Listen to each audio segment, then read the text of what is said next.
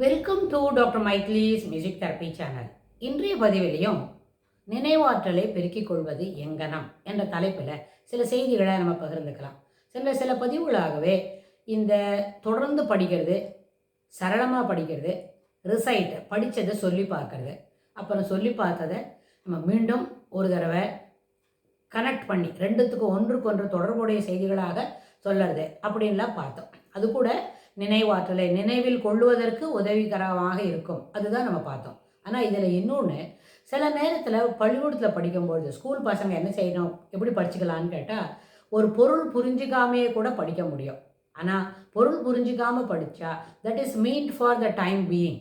இப்போ வந்து ஒரு 11:20க்கு நம்ம படிக்க துவங்குறோம் அப்படின்னு சொன்னால், அந்த 12 மணி வரைக்கும் இல்லை அந்த ஒரு மணி நேரத்துக்கு அந்த பகல் மட்டும் அதை நினைவில் கொள்ளணும் அப்படின்னு சொன்னால், அதை ஒரு ரோட் லேர்னிங்க்கு இட் இஸ் ஓகே தான். ஆனால் ஒரு அளவுக்கு மேலே இந்த இப்போ படிச்சுட்டோம், சொல்லி முடிச்சாச்சு, இனிமேல் அதை பற்றி நினைவில் கொள்ள வேண்டாம்னா அப்படி ஒரு ஈஸியான ஒரு ட்ரைவியல் முறையை நம்ம கைப்பிடிக்கலாம். ஆனால் அது என்ன ஆச்சு, இது எப்பவுமே நம்ம சொன்னோம் சென்ற பதிவில், எது படித்தாலும் நினைவில் வைத்து கொள்வதற்காக மட்டுமே அப்படின்னு சொன்னால் அது என்ன செய்யணும், அதில் பொருள் புரிஞ்சுக்கிட்டு படிக்கிறது நல்லது. ஏன்னா அது யார் சொல்லி கொடுக்குறோமோ அவங்களுக்கும் அது ஒரு பயனுள்ளதாக இருக்கும். ஏன்னா நம்ம பிள்ளைங்களுக்கு சரியாக சொல்லி கொடுக்குறோம் அப்படின்னு பிள்ளைங்களும் அதை தொடர்ந்து அதே முறையை கைப்பிடிக்கும் பொழுது நிச்சயமாக நம்மளால் என்ன இருக்கும், அந்த படிக்கிறதெல்லாம் பாழாகாது இருக்கும், படிக்கிறதெல்லாம் வேஸ்ட் ஆகாது. இப்போல்லாம் படித்தது எக்ஸாமினேஷன் பாயிண்ட் ஆஃப் வியூவில் மட்டும் சில செய்திகளை படிக்காமல் we should retain this things அப்படின்ற மாதிரி நம்ம தொடர்ந்து படிக்கலாம். ஆனால் ஒரு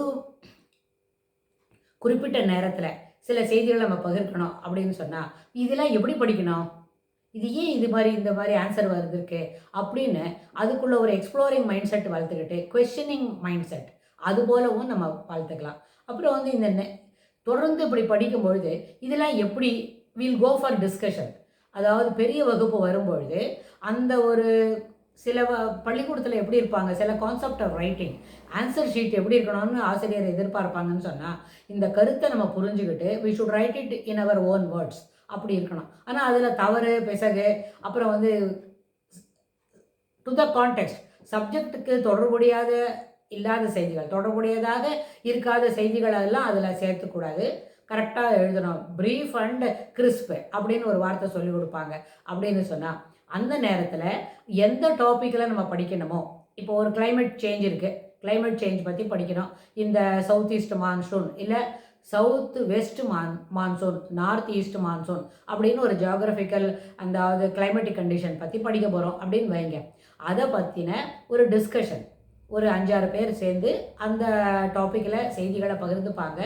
இப்போ எப்படி இருக்குது, என்ன மாதிரி கிளைமேட் இருக்குது, we will be getting this much of rain, இந்த சீசனுக்கு வரும், சீசனுக்கு அடிக்குவேட்டாக இருக்காது, குறைபாடு உடையதாக இருக்கும்னு என்னெல்லாம் இருக்குதோ அந்த விஷயங்களை தொடர்ந்து அவங்க பேசுவாங்கன்னு சொன்னால், அந்த செய்திகளை நம்ம மனம் ஒன்றி ஃபோக்கஸிங் மைண்டுன்னு சொல்கிறோம் இல்லையா, மனத்தில் இருத்தி அதை கேட்டுக்கிட்ட பிறகு இதுக்கு தொடர்புடைய செய்திகள் நம்மளுக்கு என்ன கேள்வித்தாளில் இருக்குமென்னு சொன்னால், விடை எழுதும்போது இந்த செய்திகள் எல்லாம் நம்ம பகிர்ந்துக்க முடியும். அதில் அந்த விடைத்தாளில் யாரோடையும் மறுபடியும் we not discuss it again, oral conversation இல்லை. ஆனால் அதை எழுத தெரியணும். அப்படின்னா எழுத தெரிஞ்சுக்கிறதுக்கு அந்த டிஸ்கஷன்ற வார்த்தை வந்து பயனுள்ளதாக இருக்கும். நிறைய எழுதணும் இல்லையா, ஒரு சின்ன வகுப்பில் கேள்விக்கு உண்டான பதில் மட்டும் எழுதினா போகிறோம். ஆனால் வகுப்பு மேலே ஏறும்பொழுது, பெரிய வகுப்புகள் படிக்கும்பொழுது இல்லை கல்லூரியில் படிக்கும்பொழுது அந்த பாயிண்ட்டுக்கு உள்ள செய்திகளை நிறைய இடத்துலேருந்து சேகரிச்சுட்டு வந்து அதை எழுதணும். அப்போ வரும்பொழுது இந்த டிஸ்கஸிங், அதாவது அதை உணர்ந்து பகிர்ந்து என்ன மேலும் மேலும் விவாதிக்கும் பொழுது புது புது கருத்துக்கள் அங்கே வெளிவருவதற்கு வாய்ப்புண்டு.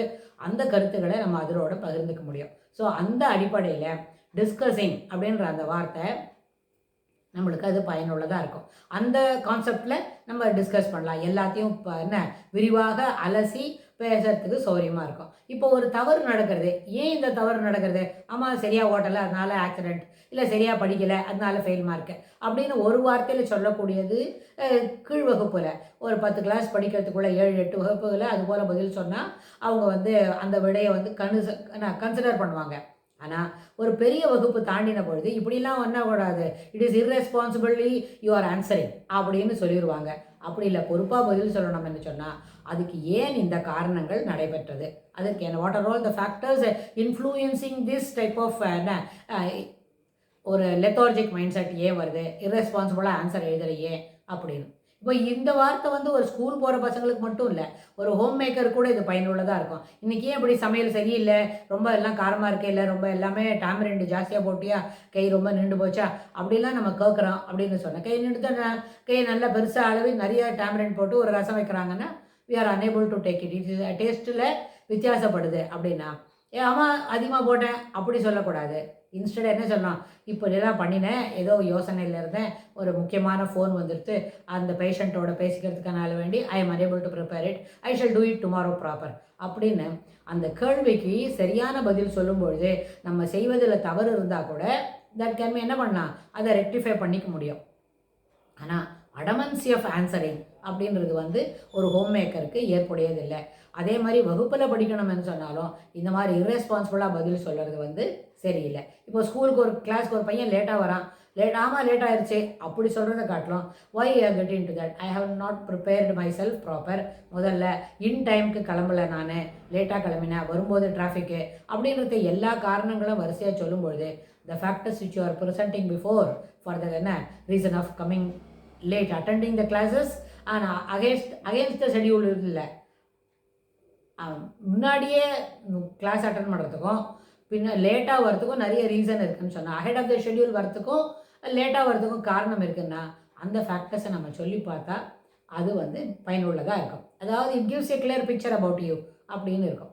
ஸோ அதனால் எப்போவுமே டிஸ்கஷன் அடுத்தது giving the proper reason, factors influencing your performance அப்படின்னா இதில் இந்த மாதிரி ஃபேக்டர்ஸ் எல்லாமும் கூட அதில் நம்மளுக்கு உபயோகமாக இருக்கும். அதை தெளிவாக சொல்லணும். அதில் இப்போ இதில் இந்த ஆட்டிடியூடில் என்ன வரணும்னு கேட்டால் accepting the reality, being truthful to the self, இதெல்லாம் நம்ம சிறிய வகுப்பில் சொல்லி கொடுத்தோம். Delayed gratification, resist to temptation, accepting the shelf, அப்புறம் ட்ரூத்ஃபுல் டு த செல்ஃப் அப்படிலாம் சொல்ல கொடுத்தது. இப்போவும் இந்த மாதிரி டிஸ்கஷனில் ஆன்சர் எழுதும் போதெல்லாம் வகுப்பறையிலையும் இதை பயனுள்ளதாக ஆக்கலாம், ஹோம் ஃப்ரண்ட்லேயும் பயனுள்ளதாக ஆக்கலாம்னு சொல்லும்போது திஸ் வில் பி ஹெல்ப்ஃபுல். அவங்கள நம்மளோட பிக்சரை கிளியராக காட்டும். ஆனால் இதெல்லாம் என்ன பண்ணணும், செல்ஃப் கான்செப்டை என்ஹான்ஸ் பண்ணணும், செல்ஃப் எஸ்டீமை உயர்த்தி கொடுக்கும். Oh is telling the truth only, very good, nice fellow அப்படின்னு வகுப்பாசிரியரும் நம்மளுக்கு ஒரு கிரெடிட்ஸ் கொடுப்பாங்க. வீட்லேயே இருந்தாலும் நம்மளுக்கு அதுக்கு ஒரு கண்டிப்பான கிரெடிட்ஸ் கிடைக்கும். பரவாயில்ல, நோ இஷ்யூஸ், நாளைக்கு பண்ணும்போது B focused on your preparations அப்படின்னு சொல்லுவாங்க வீட்டில் பெரியவங்க இருந்தால்.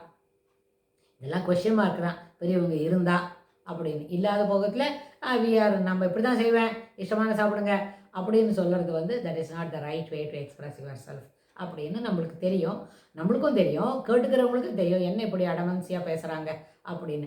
இந்த வார்த்தை வந்து ஒரு உமன் தான் ஃபாலோ பண்ணணும் இல்லை, these are all applicable to the male members of the family also அப்படின்னு நம்ம உறுதியிட்டு சொல்ல முடியும். இதுக்கு தொடர்புடைய செய்திகளை வரப்போகிற பகுதிகளிலும் பார்க்கலாம். ஏன்னா இந்த டிஸ்கஷன் வரும்பொழுது எந்தெந்த சமயத்தில் எந்தெந்த அக்கேஷனில் இப்படியெல்லாம் நம்ம டிஸ்கஸ் பண்ணி நம்மளோட அறிவை வளர்த்துக்க முடியும், எழுதக்கூடிய சாமர்த்தியத்தை வளர்த்துக்கலாம். ஏன்னா விரைவாகவும் விரிவாகவும் எழுதணும், விரைவாக எழுதணும், அதே மாதிரி விரிவாக எழுதணும் அப்படின்னு சொன்னால் அதற்கு கலந்துரையாடல் என்பது மிகவும் பயனுள்ளதாக இருக்கும். இதுக்கு தொடர்புடைய செய்திகளை வரப்போகிற பகுதிகளிலும் பார்க்கலாம். தேங்க்ஸ்.